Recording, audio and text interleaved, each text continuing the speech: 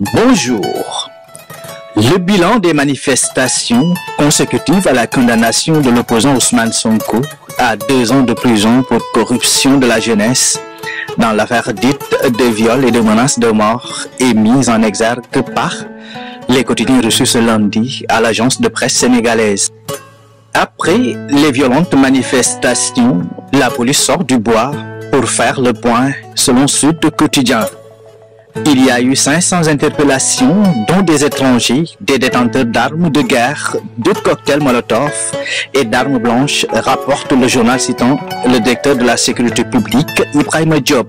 Quelques 500 manifestants, dont des mineurs et des personnes étrangères, ont été interpellés jeudi et vendredi à Dakar et dans d'autres régions au cours des manifestations survenues après le verdict du procès Ousmane Sonko Adji Sarr selon la police. 500 personnes ont été appréhendées au cours des manifestations. Parmi elles, il y a des mineurs et des personnes étrangères. Ces individus étaient principalement armés et dangereux, a déclaré le commissaire divisionnaire Ibrahima Diop, directeur de la sécurité publique, au cours d'un point de presse ce dimanche.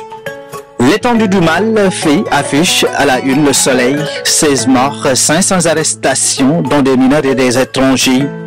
Des manifestants détenaient des armes de guerre identifiées, des armes blanches saisies, saccages et pillages. Des bandits de grands chemins s'invitent dans les manifestations, indique le journal. Terrifiant, commente l'Observateur en soulignant que la police parle de manifestants avec des armes de guerre, 500 arrestations et 16 décès dont un gendarme tué par balle. Dans le quotidien Besbi le jour, le commissaire Ibrahima Diop assure que la situation est maîtrisée, réitérant l'engagement de la police à préserver la paix sociale et la sécurité. Le quotidien L'Enquête note que selon la police, des forces occultes sont à l'œuvre dans le pays. Libération relève que la banlieue de Dakar pleure ses fils. La banlieue de Dakar, un champ de ruines, dit le journal Le Quotidien, faisant état de magasins éventrés, des banques saccagées, des routes barrées. Le journal signale aussi que l'État réduit la connexion Internet.